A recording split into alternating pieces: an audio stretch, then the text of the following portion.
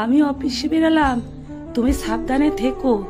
আর হ্যাঁ, তুমি যখন বাথরুমে ছিলে মা ফোন করেছিল, তোমার সঙ্গে নাকি কি দরকারি কথা আছে, বলবে। তুমি সময় করে একটু মায়ের সঙ্গে কথা বলে নিও। ঠিক আছে, আমি তাহলে আসছি। হ্যাঁ, সাবধানে এসো। আসলে স্বাতী ও রাহুলের বড় সুখের সংসার। রাহুল স্বাতীকে ভালোবেসে বিয়ে করেছে। স্বাতীর পরিবার প্রথমে রাহুলকে মানছিল না, কিন্তু পরে সবাই মেনে নেয় রাহুলকে। রাহুল কর্মসূত্রে বাড়ি থেকে অনেকটা দূরে থাকে, তাই স্বাতীকে এখানে নিয়ে এসেছে। আর গ্রামের বাড়িতে থাকে মা আর বাবা দুজনে। মা বাবাকে রাহুল বলেছিল তাদের সঙ্গে এসে থাকতে, কিন্তু রাহুলের নতুন নতুন বিয়ে হয়েছে, দুজনে যাতে একটু ভালোভাবে সময় কাটাতে পারো সেই ভেবে মা বাবা আসেনি রাহুলের কাছে। পরে আসবে বলেছেন। তারপর দুপুরের দিকে স্বাতী শাশুড়ি মাকে ফোন করে, মা আপনি ফোন করেছিলেন? হ্যাঁ বৌমা, করেছিলাম তো। তখন নাকি তুমি বাথরুমে ছিলে। হ্যাঁ, তারপর আপনাকে ফোন করব, আর সময় করে উঠতে পারিনি, একটু দুপুরে বিশ্রাম নেব বলে এসেছি, তাই আপনাকে ফোন করছি। আপনি কি কিছু বলবেন মা আমাকে? হ্যাঁ বৌমা, আমাদের গাছে প্রচুর আম হয়েছে, আর আমগুলো পাকতে শুরু করেছে, তাই জন্য ফোন করেছিলাম। তাই বলছিলাম তুমি আর খোকা মিলে দুদিনের জন্য যদি গ্রামের বাড়িতে একবার আসতে, তাহলে আমাদেরকে দেখাও হয়ে যেত, আর অফিস যাওয়ার সময় আমার বাড়ির কিছু সবজি দিতাম, নিয়ে যেতে। আচ্ছা মা, ঠিক আছে, আপনার ছেলে বাড়ি ফিরুক, তাকে জিজ্ঞাসা করি। যদি অফিস থেকে দুদিনের ছুটি নেয় তাহলে ঘুরে আসা যাবে আপনাদের কাছ থেকে। তারপর সন্ধ্যায় রাহুল বাড়ি ফিরতে স্বাতী সব কথা খুলে বলল রাহুলকে।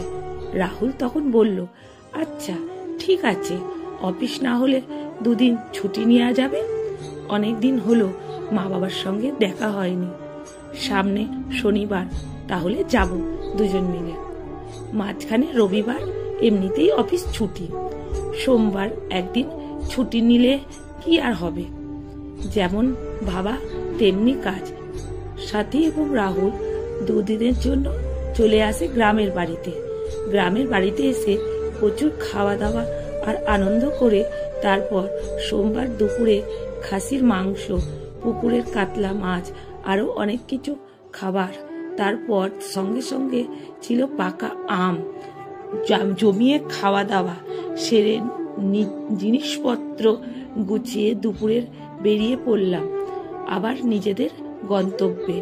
গাড়িতে আস্তে আস্তে রাহুল স্বাতীকে বলেছিল, আমার শরীরটা না কেমন যেন লাগছে, আমি আর বাড়িতে কিছু খাবো না, একটু শুয়ে পড়ব, মনে হয় ভালো লাগবে তাহলে। তারপর রাহুল এসে বিছানায় শুয়ে পড়ল। স্বাতী বলল, মাঝরাতে দিকে প্রচন্ড অ্যাসিড এ রাহুলের স্ট্রোক হয়ে যায়। সেই পর স্বাতী তখন দ্রুত রাহুলকে হাসপাতালে ভর্তি করে এবং শাশুড়ি ও বাবার বাড়ির লোকজনকে ফোন করে জানান। সবাই দ্রুত উপস্থিত হয়ে যায় সেইখানে হসপিটালে। তারপর রাহুলকে এক সপ্তাহ রেখে চিকিৎসা করানো হয়, কিন্তু চিকিৎসা করা জানায় রাহুল আর তার আগের স্বাভাবিক জীবনে ফিরতে পারবে না, শুধু বেঁচে থাকবে। এমন কথা শুনে সবাই কান্নায় ভেঙে পড়ল। সবাই চিন্তা করতে লাগলো, কিন্তু স্বাতীকে দেখা গেল একদমই কান্না করছে না। ডাক্তারকে স্বাতী জিজ্ঞেস করলো, ও বেঁচে থাকবে তো? তাতেই হবে। তারপর স্বাতী জীবনে যেন এক নতুন লড়াই শুরু হলো। এখন রাহুল নিজের থেকে কিছু করতে পারে না, স্বাতী সবকিছু করে দেয়। রাহুলকে চান করানো, খাওয়ানো, এমনকি বাথরুমেও নিয়ে যায় স্বাতী। তবুও যেন তার কোনো দুঃখ নেই, তাতেও যেন খুব খুশি।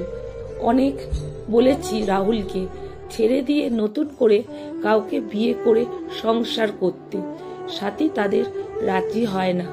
এমন কথা শুনে সাথী তখন বলে, আমি ওকে সত্যিকারের ভালোবেসেছি। আমার দেহে যতক্ষণ প্রাণ আছে আমি রাহুলের সঙ্গেই থাকবো। রাহুলকে কোনোদিনই ছাড়তে পারবো না। আসলে আজকালকার দিনে এমন ভালোবাসা বোধহয় খুব কমই দেখা যায়। অনেকে তো আবার সুস্থ সবল স্বামী বা স্ত্রী থাকা সত্ত্বেও পরকীয়া করে বেড়ায়। সব জায়গায় এমন ভালোবাসা সমাজে অনেক বড় শিক্ষা দিয়ে যায়। কলমে সুষমা বাগ প্রধান, পাঠে অনিতা ভট্টাচার্য। ভিডিওটা যদি ভালো লেগে থাকে বন্ধুরা প্রচুর শেয়ার করবেন।